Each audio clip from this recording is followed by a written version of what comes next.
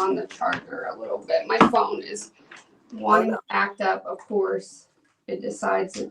I tried to do it to my laptop, and it was I forgot my audio was messed up on it, and so I'm like, oh, great, hold on. No, you're fine. So I accidentally pressed record, but we can edit that out. Okay. Maybe. I just don't want to cut out on you in the middle of anything. So if we cannot cut this out, there's technical difficulties going on. Okay. Is it good now? Yeah. Give me just one more second. Okay. I mean, as of this point, the podcast is known for technical difficulties. So. Okay. Are you good? Yeah, I'm good. Okay.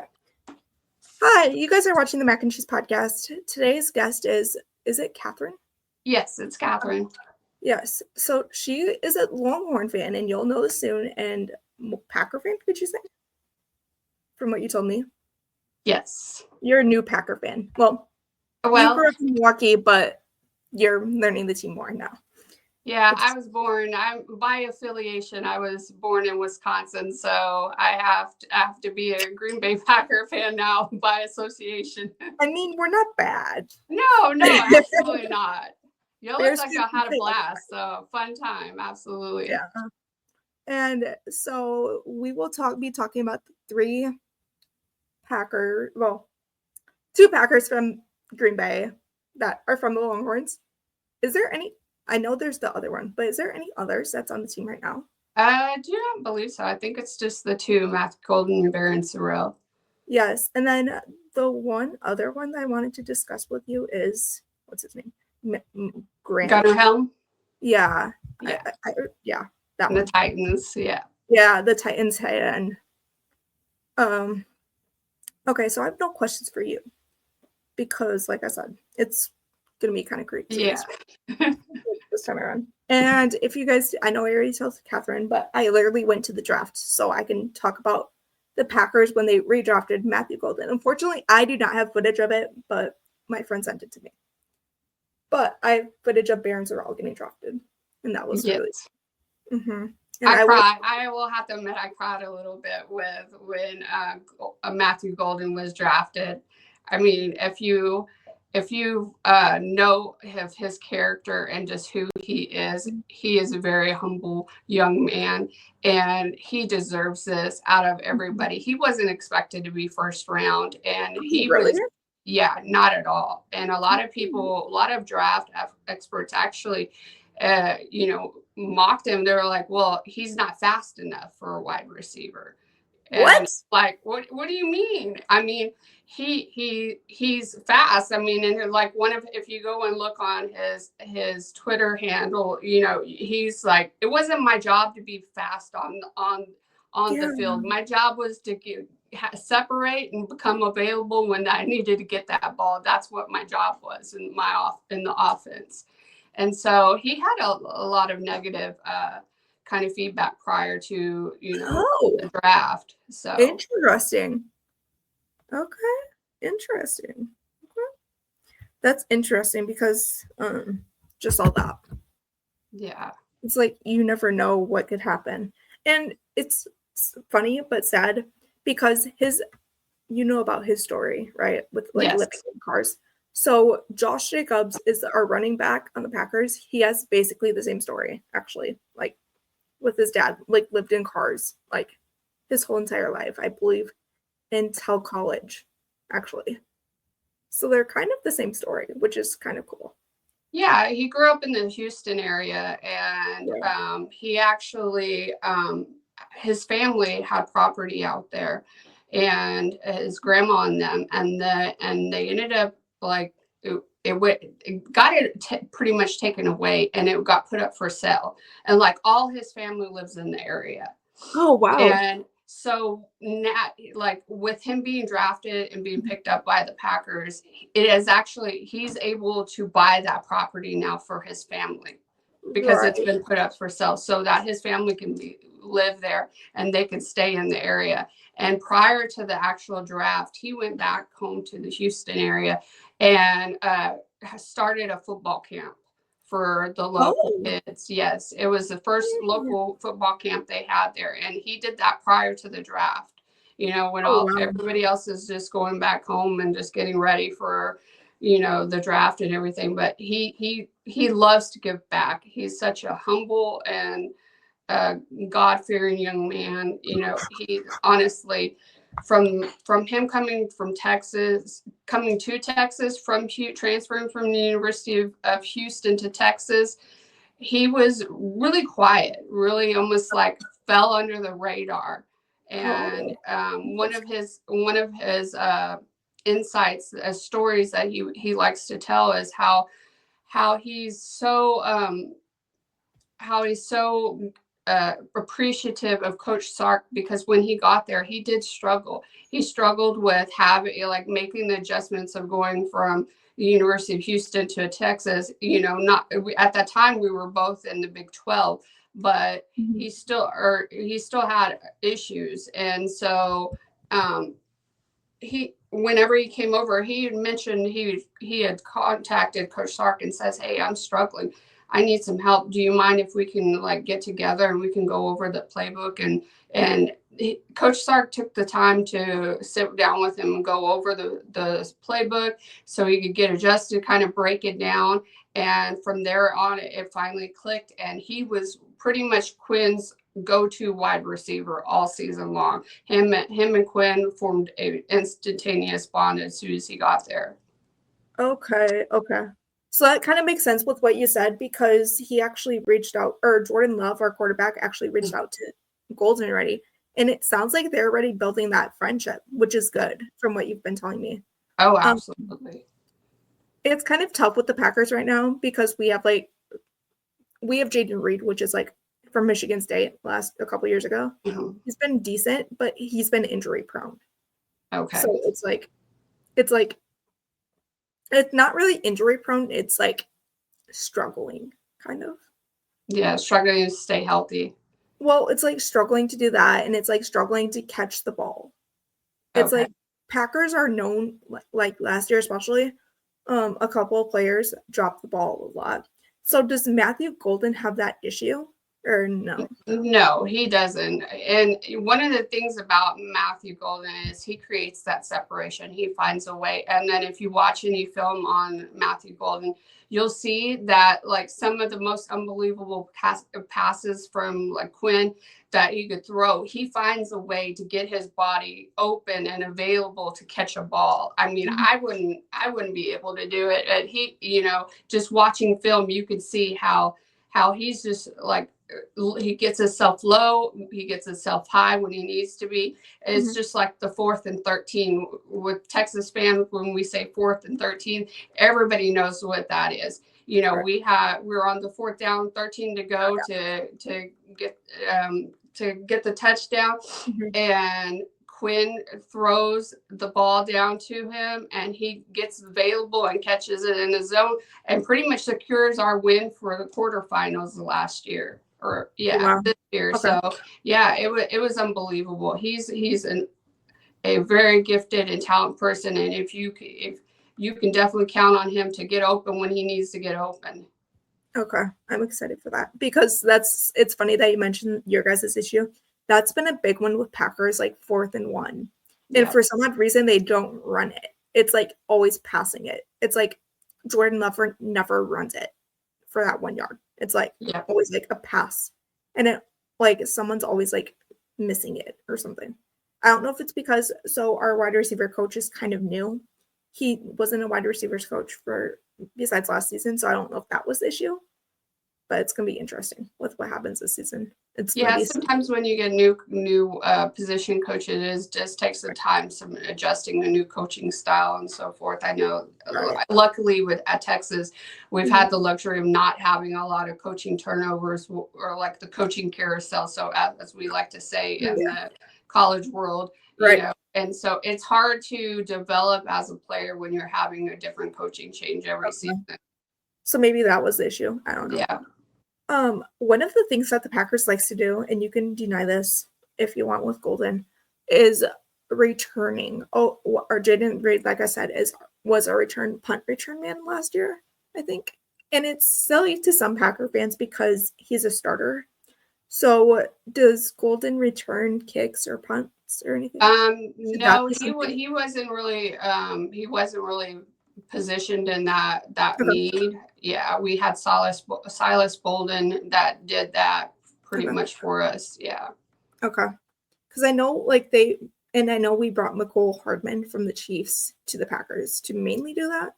Yeah. But it's like, is that going to happen? Is he going to make the roster knowing how packed it is this year? It's like, yeah. It's so many question marks because what's Christian Watson going to do, knowing that he tore his ACL against the Eagles in the preseason playoffs? Did you guys win the championship last year? I can't remember. No, we got to the semifinals against Ohio State, and yeah, we lost against Ohio. Okay. It's the second semifinals I've been to, and I've been heartbroken. And it always comes down to like the 4th and 1 or the 4th and 6, and I'm like, no, come on. Mm-hmm. We're just so close that, being this year, I'm hoping that we're, you're so close, and then finally you get over the hump. No, exactly. It's funny that you say that because it's been 15 years since the Packers last made it to the Super Bowl and won it. Wow. So it's going to be interesting how we do this.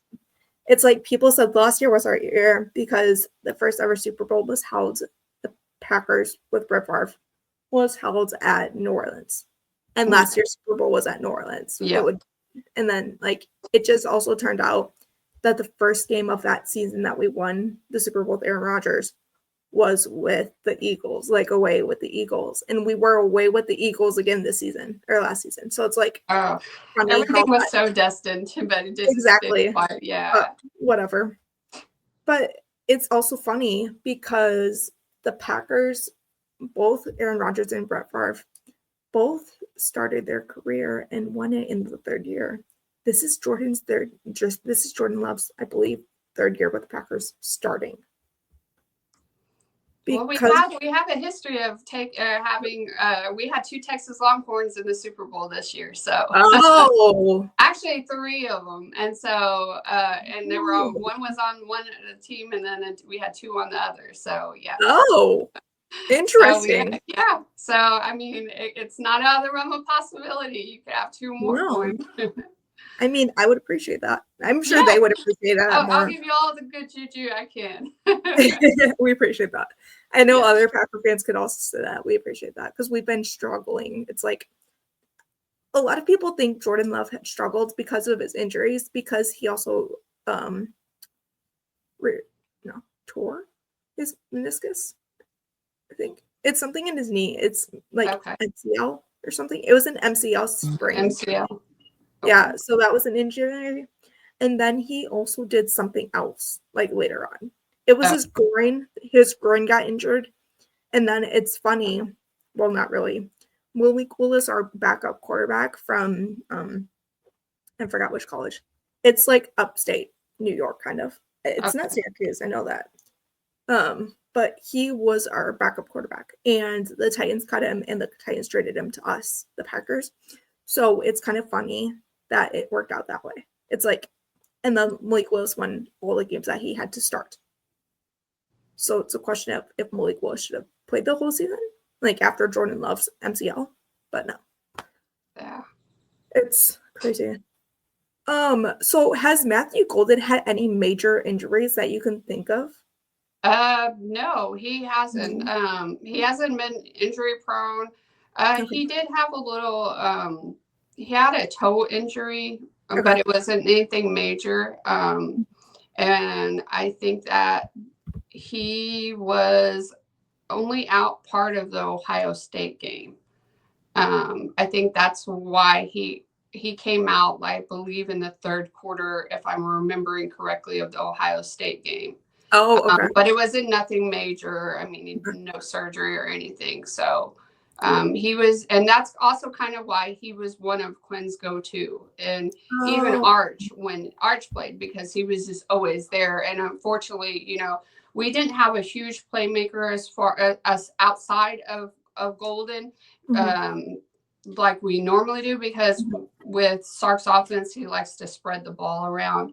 And so, but we have Bond, and then Bond ended up getting injured during the Oklahoma Texas game, the Red River shootout, and so he pretty much, and with the Bond, Quinn just felt more comfortable with Matthew Golden, so he seemed to target him a little bit more for that reason too. Okay, so it's gonna be interesting what the Packers do with him, but knowing that. So I'm like DMing the person I know from like. Oh, it's okay. They want to know how do you think Matthew Golden will do in Green Bay? Like, do you think he will like Pro Bowl, first year, stuff like that? Honestly, I think that he's going to do great. I mean, I think that he's going to excel, not only in Green Bay or wherever he went, but he just has that mentality. He's going to put his head down, and he's not going to, he's a workhorse. He's going to go out there and he's going to do what he has to do to prove and be available and resource for the team. I love that. Like, yeah. And I also loved, have you seen his newest YouTube video? Matthew Golden's? Yep. Yeah. Okay. So that person that I was talking to and drinking coffee, drinking something, that was actually a former Packers wide receiver, Randall Cobb. Okay. Yeah. So that was Aaron Rodgers' favorite guy. It was 18. He was 18 on the Packers, one of Aaron Rodgers' favorites. It just worked that way. But he just likes to, it's kind of one of those things where a lot of players have a little transition period where they do have to adjust. And you could almost kind of see it when he came out on when an announcement that he was there, and he was just like, "This is my new home. I'm yours," at that point. And he's just this is his new world. He's absorbed it. And so he's going to encompass everything, his whole life around it. Okay. Yeah, when you said that, you could definitely feel like the energy at Lambeau so when they did the walk, like the red carpet walk or something, I was in the field when they announced Matthew Golden. Everyone was like hyped up, jumping, screaming, like everything possible. Like there was amazing words, like "Go Pack Go" chants, like soaring. I get goosebumps all over again. I know. I remember watching it from my home. Yeah, it's crazy. And then when we drafted him, we were like, please be a good player. Like, please be a good player. Because a lot of Packer fans wanted defense first round, like a cornerback, because of the Jair Alexander thing. I will not get into it right now. Okay. Because it's like a thing if the Packers want to keep him or not. It's a contract issue. It's like contract and restructuring issue. But it's just a mess. So that's why Packer fans wanted a cornerback to replace Jair, possibly, because there was rumors of Jair Alexander getting traded at the draft. Oh, okay. Gotcha. It was just rumors about that, and it's like, and then we found out 2002, and that's how we basically knew wide receiver. And the thing is, here's the thing: as soon as we knew the draft was at Lambeau, and that it's Mark Murphy's last year as a Packers president, CEO, as well, I kind of knew something like that would happen. I didn't think they were going to draft a quarterback round one. I didn't think it. Because that's when we drafted Jordan Love is round one in 2020. It's crazy. But as soon as we knew it was going to be at Lambeau, I was like, they're probably going to do it. Once in a lifetime thing. For us newer fans or us older fans to experience it for the first time. Yeah, for sure. It's crazy. So, wait, what is your guys' stadium called again in Longhorns? I forgot. Darrell K. Royal Memorial Stadium. Okay. DKR for short. Okay. Yeah. So, what's the audience ambiance like at DKR? It's amazing. We have a whole game day experience, and it's even prior to if kickoff is at 12 people are there by 6 a.m. I mean, if it's 7 people are there at like 10 noon, because we have a carnival and parades. The players come in. We have prior to every home game. We have fireworks. We have drone show. I mean, it's unbelievable. Everybody that's been is just like, wow, this is how you do a game. That's crazy. So the Packers kind of do it the same way. It's we do something called tailgating. Like Packer fans are super nice everywhere, like brats, cheese curds, beer, like passing it out everywhere. And they start pretty early too. So how did Matthew Golden deal with the crowd noise? Like, was he like, did he get everyone hyped up? Kind of? Oh, absolutely. I mean, he seems very, very mellow and quiet, but you know, when he's out there on the field and he's making those plays, he's up and he's at it and he's ready to, you know, he's celebrating his teammates. And that's one big thing with our team.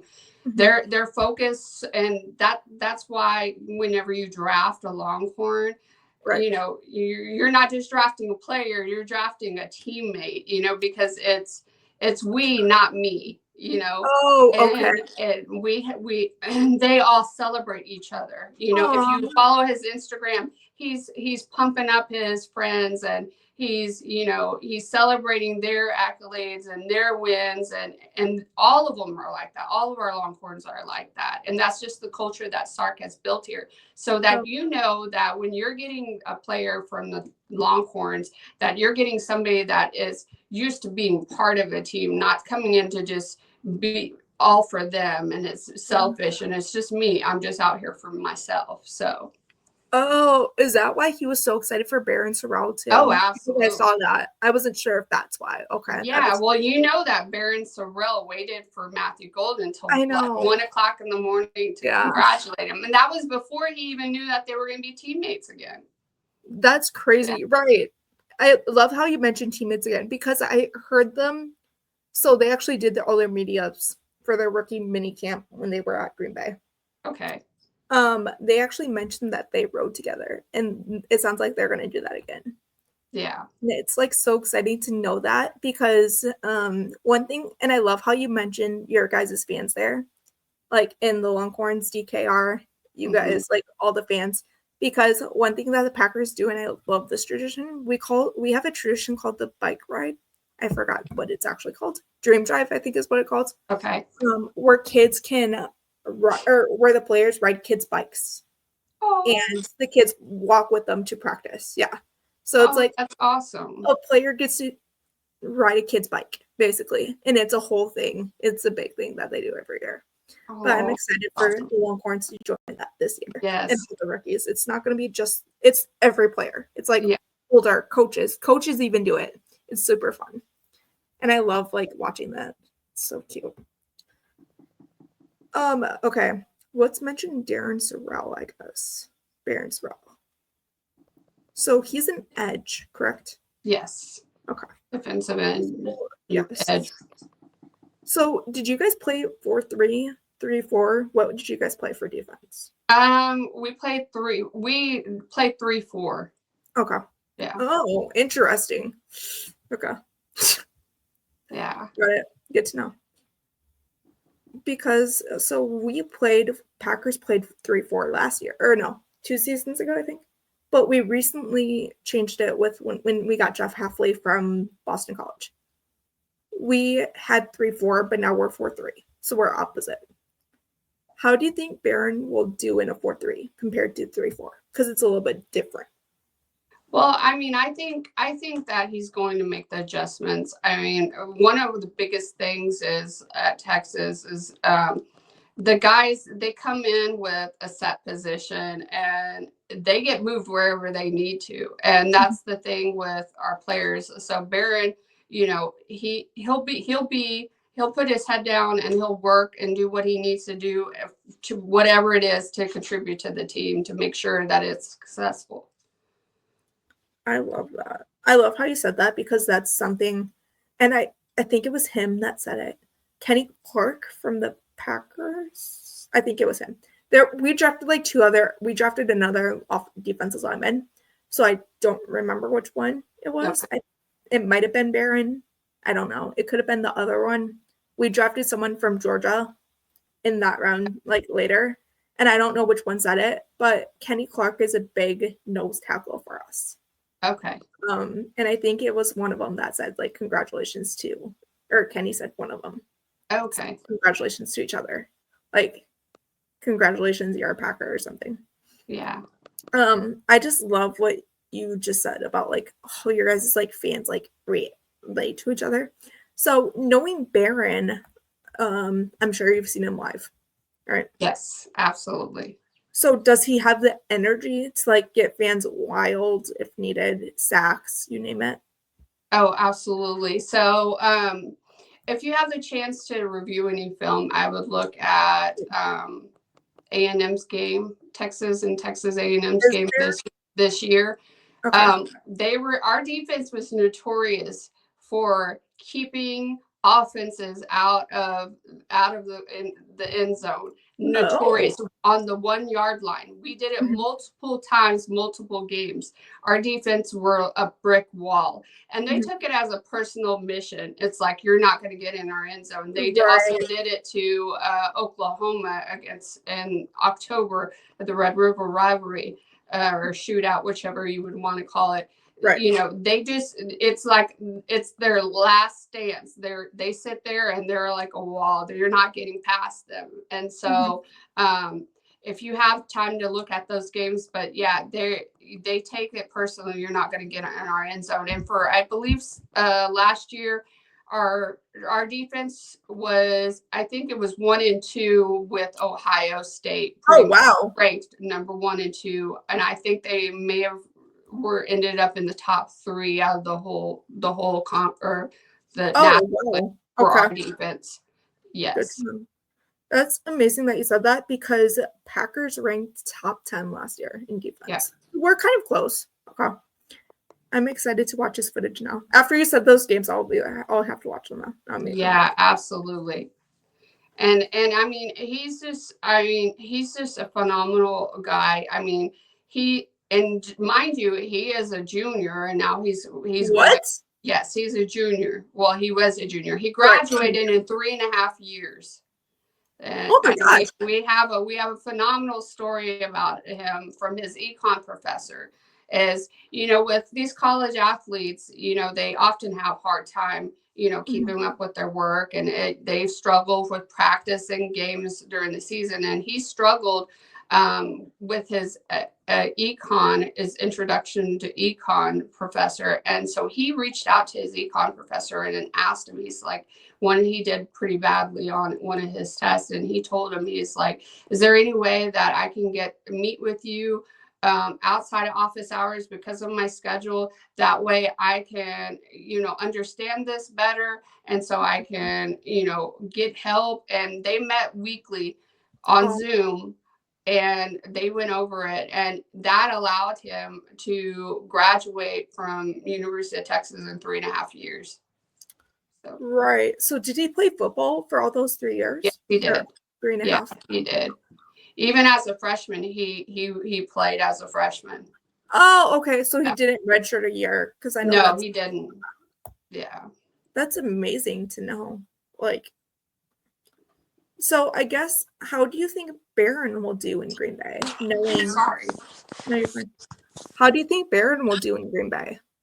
Oh, I think he's going to do great and phenomenal. I mean, like, I think just like Golden, he's going to put his head down, and he's going to do whatever, get to work and excited. And even having, you know, Golden there, you know, his former, that's just going to give him a level more of comfortability to where he's like, okay, yeah, you know, I can do what I have to do. And so he's just truly, happy that he's been given this opportunity and this blessing to continue to do it, and for his family and, you know, his godparents. And so, you know, you can count on him to be a force to be reckoned with this year. Okay. That's what I was like about to ask, because I know a lot of Packer fans don't like Lucas Van Ness because he's a linebacker kind of, but he doesn't like rush the football well. Okay. He was a player from Iowa State a couple years ago, but they don't really have a good defense, I'm learning, based on Hawkeye fans. That's what they're kind of telling me, because one of my friends is a Hawkeyes fan, and she watches their games, and she's telling me that. So I don't know if she's not seeing something or if it's going on. Yeah. Because that could be, you never know. It's like, you never know what's going on. It's so crazy because I love like what you said about, like, you're right. Barron did stay in Golden's hotel, it looked like. Or in the hotel lobby until they both got drafted, or until Golden got drafted. And then look at that, Barron got drafted. So, like, and he paid his own way up there. Like, he paid for his own way. Him and his family paid his own way so he could be there and experience. And he was there all 3 days until he got drafted. And I knew that. Yeah. I didn't know that they paid their own way. And I was listening to one interview or one of your guys in your organization was talking. I'm not sure if it's the president or yeah, and he was almost crying because he was like, they were about to announce him and we were about to make the announcement and they were telling me he's here and they're like, well, where is he? Yeah. So that's Tom Grassi that you're talking about. Yeah. Okay. Yeah. So Tom Grassi was supposed to announce that pick actually in person. So, and then it turns out the player was there. So it worked out that NFL Commissioner Roger Goodell actually wanted to call it out because Roger is the one that basically let Barron know, like, please stay. We want you. And that's why Roger Goodell actually called out Barron's pick instead of Tom. And that's why, because the NFL was calling Tom Grassi apparently, and Tom missed the phone call like 4 times or something. Oh no! That's why I heard from his like moderators and stuff. Yeah. But that's probably why he missed the phone call, or that's probably why what they wanted to tell him is like, the player that we want is here. Can we please move you down? Yeah. He stayed in the green room that whole time. I mean, just he wanted to experience it and just to hear his name being called. Mm-hmm. I love how he knows like our Go Pack Go chant already. That's something I know people told me about. Matthew Golden didn't know it. And I'm like, guys, he's new. Leave him alone. Like, he's new. He doesn't, like, give him time. I'm sure he'll learn it. I'm sure he's learned it by now. Oh, yeah, absolutely. I just love how Barron was like, Go Pack Go on 1, 2, 3. And we actually like yelled at on top of our lungs. We yelled on top of our lungs, like, Go Pack Go. And it's like, I love that. I love how he like fits the energy well. It's like, I'm excited to see him in the Packers in the green and gold.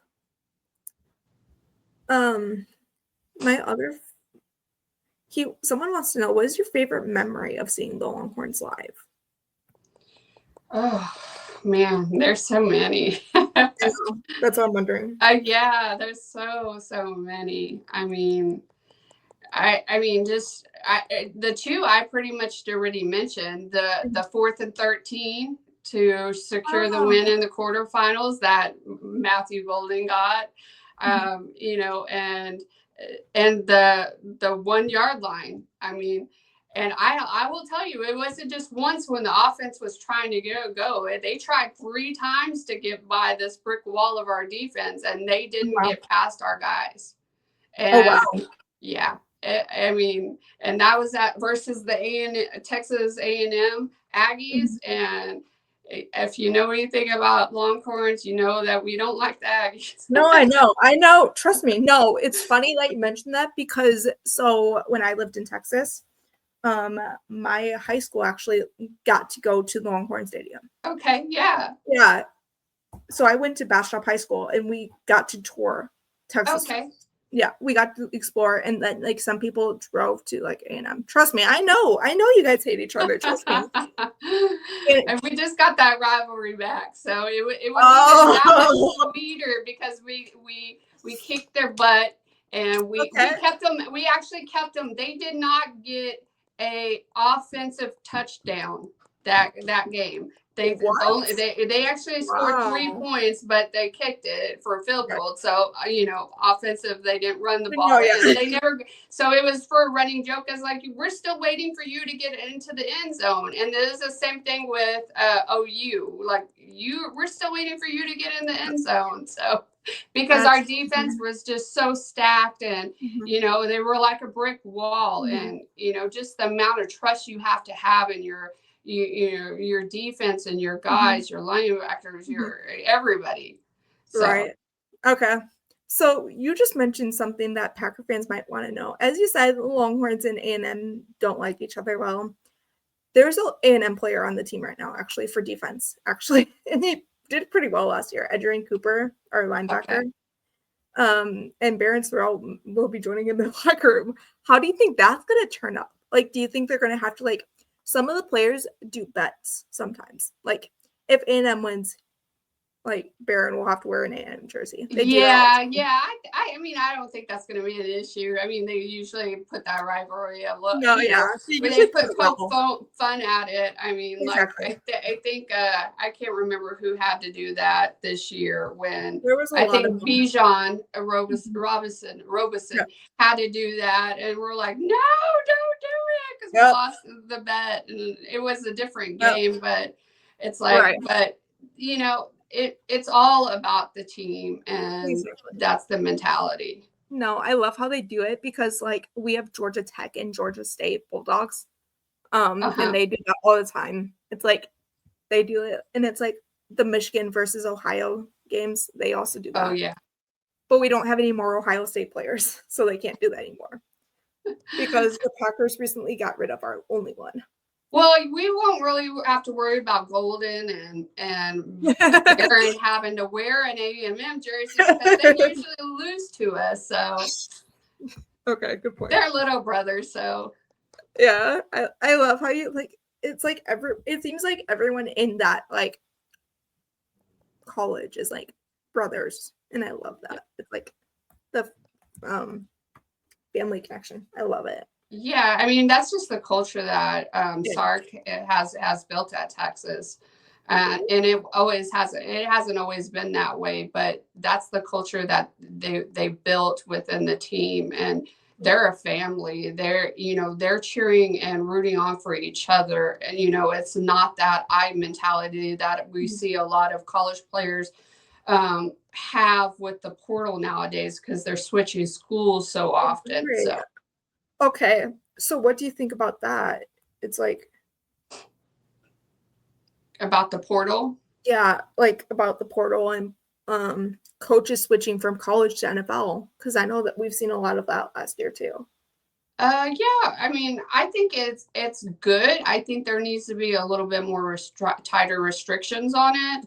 I mean, you can't be a player and you've now transferred for the fourth time. It's just it's like it defeats the purpose. You don't get that development like we talked about before. If you're constantly switching coaches and teams, you don't get the same development. And so I think there needs to be more restrictions on it. For the most part, it all depends on the type of system you have too. If you're using it as it's intended, like Coach Sark does, Coach Sark uses it just for the plug and plays, mainly for those 1 year, maybe 2 year guys, to where he needs maybe older experience because we had the #1 recruiting class last year, and so we need to have some seniors in there to kind of have a little bit more in-game experience. So in that instance, when you're just bringing plug and play, I think it's phenomenal. But I think there needs to be some limitations on how many times you can transfer because, you always have those outliers that are always in the transfer portal. Okay. Like you said, it's like, it's kind of confusing because you never know who's going to go where. Yeah. And it's like, people have been telling me to like do college football. I'm like, there's too many games. And the issue with I would totally cover college football. Don't get me wrong. However, where I went to college, we actually don't have, when I went to college was a private school, and our college, I don't know if we even have a college football school. But I'm like, I don't know. I lived in Texas. I live in Florida now, and I'm from Wisconsin. So it's like, all three are good. Yeah. Like, if you look at March Madness, all three of them were in there. And it's funny. Like, all of them were in, like, the top, like, 10, too. And it's funny. It's like, Yeah, it's a different beast for sure. Different name of the game between right. college and NFL. It's just Right. You guys have different rules, too. So I'm yeah. like, ugh. Okay, so you guys have the good kickoff, right? We have Kickoff to. one? We I don't good kickoff. People don't like the NFL kickoff right now, is what I mean. It's like, Okay. so we have something, I think, similar to college. I'm pretty sure. But it's so confusing. It's like, I don't know. I think we have to, like, have it on the 30-yard line or something. Yeah. No, we have to it just depends. We also have we've implemented the 2-minute warning, and that was new this year. Oh, So interesting. yeah. That was a change and adjustment for us. Interesting. I'm literally trying to learn about this kickoff rule now. Like, to Google it. Because they recently changed it is the weirdest thing. Yeah. It's like no one wants to tell me it. Perfect. Because I know, so we just changed it. The NFL just changed it. So it's like, I don't even know what it is. Like, I can't even, like, I'm, like, trying to look at it, but I can't. Like, it's like, it looks like okay. So it used to be at the 30 last year for touchbacks. Now it's 35. No, I think ours is at the 30 still. Okay. If I'm Do you not like mistaken. Yeah, I mean, I don't have any issues with our right. yeah. Right. It's like, it's, I don't know. One of my friends. Last year, special teams with Texas was, if you had asked me last year about special teams, I would have been like, don't even talk about that right now. No, yeah. Don't even discuss it, because we could have won the SEC championship in year one if our kicker had made the field goal. Yeah. Oh, no. Yeah. So, but he has entered the portal, and he's gone to Miami, and we have new kicker, and we have a new punt returner from Utah. So we have almost a whole new special teams this year. So I mean, I hope you guys have a special teams in the Packers, because it's like, okay, so we have a Brandon McManus from the Jaguars this year. He signed a 3-year contract with us. He was with us last season for a little bit, or for a major part of the season. He did every single kick besides one last year. Oh, wow. So we've had kicker issues in the past from Mason Crosby. Like, Mason Crosby was brilliant. And then the two in between, we had Greg Joseph from the Vikings in here. He was horrible. He didn't make the roster for a reason. And then we had Braden Narverson, which is a rookie from the Titans. Okay. Last year, he got cut. If they get cut in the middle of the season, you know it's not good. Yeah. So that's what happened with that. And then our long snapper is bad. But our punter is brilliant. Yeah. Our punter's from Italy, I think. Or Irish. He's an Ireland punter. Our punter is from Australia, if I think, is Jack Bowmeister. So he transferred from Utah, and so yeah. Oh, interesting. Yeah. So, and then our field goal kicker is Shipley, Mason Shipley, and we poached him from Texas State, which is a little college outside of Austin. Yep. And so he is phenomenal. So I'm waiting to see how that transitions from a smaller FCS school to FBS school. So. Wait, so you said kicker and field goal kicker. Do you guys have two different kickers? I heard that. Yeah, we have our punt return, or our punter is different than our field goal kicker. Well, right, that's what we have in NFL too. But I didn't know if you guys had a field goal kicker and a regular kicker. No. Our field goal kicker is just our kicker. So. That's what I was wondering, because I heard the different name and I'm like, what? Yeah, sorry. No, you're fine. I was just making it easier for NFL fans to understand, because I heard that and I'm like, wait, what? Yeah. That's interesting. Okay. What do you have about the Graham kid? Oh, Gunnar Helm? Yeah. Oh. bring So in? he's a senior. So he did graduate from University of Texas. Okay. One of the phenomenal things about him and interesting things about him is he actually, I believe he's 6'5", and he's got a stretch on him. Yes, he would. There's been some film on him where he's hurdled and he's stretched himself to, like, I like to say he's like one of those go-go gadget arms to where he reaches. That was also another one of Quinn's go-to guys was Okay. was Gunnar Helm, and Okay. they had a phenomenal relationship as well. And he took over the tight end role from JT Sanders, who went to the Carolina Panthers. And we thought actually there was going to be some kind of drop off, with him. And he just picked up that role, and he was phenomenal this year. One of the amazing stories coming out of the combine is he was invited to the combine, and he actually had a false start and sprained his ankle during the combine, but he continued to do all the workouts and run with a sprained ankle. And Wow. Yeah. And at the end of it, you could see his ankle, and it was black and blue. And it was like almost the size of a football. It was so wow. But that just goes to show his dedication, his work mentality. And he was able to kind of recover enough to do his pro day, Texas pro day that we had here. So, and the scouts were able to see him get a better indication of what he had when he's not injured. It was just a mild sprain that was confirmed by MRI, but yeah, it just goes to the mentality of all of our players.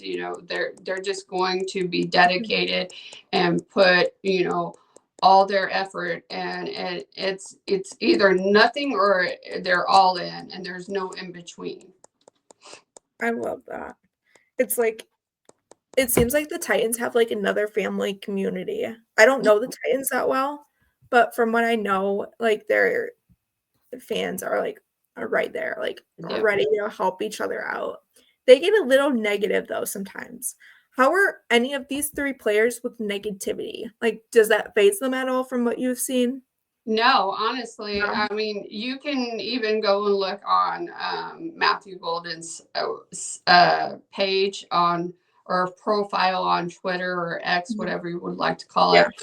You can go on there, and when all these scouts were talking about him and profiling and saying, oh, well, he just doesn't have the speed and he doesn't have this, and all he does is retweet it. He goes, it wasn't my job to be fast on the field. It was my job to grab the ball. And so it's, and if you also can tell on there that he is, dedicated to like he posts about the Packers from the moment he found out he was going to be drafted. He's been all about the Packers. He's encompassed. Yeah. And we're at it right now. That's funny. And it's interesting. So I don't know if you know about Savion Williams much. Do you know about him? No, not really. Okay, so he's from TCU, and it turns out he was drafted by the Packers as well in round 3 this year. Okay. Matthew Golden actually went to TCU to explore it turns out, and Savion Williams was his guide. And Savion Williams was drafted by the Packers this year. So they're like friends now, and I love that. It's like friends reunite, like from Longhorns and like TCU in Texas. It's like eventually he was committed to TCU and before he went to Houston. So what? Interesting. He was originally committed to TCU, but then he decided to go to Houston, and then he played for Houston, and then he decided. And and it's actually funny because when we played Houston gave us one heck of a game, and nobody expected that. And we won. That was our last year in the Big 12 championship or Big 12 conference, and we ended up going to the Big 12 championship and winning it. But Houston gave us a fit that day, and it was mostly because of him. And so, yeah, makes he scored 2 touchdowns on our secondary, which at the time wasn't the best. But he did score on us 2 touchdowns. And so when he became available in the portal, we knew we had to have him at Texas. Okay. That's interesting. I'm so excited to watch all these games now. Yeah. Thank you so much for coming on. Absolutely. Do you have any questions for me about the podcast or Packers? Or Emily? No, I have to keep on. I'll have to follow you during the season now to watch my boys. Yeah, I feel like a proud mother. We're actually going to be live streaming tomorrow night with my friend from Brazil.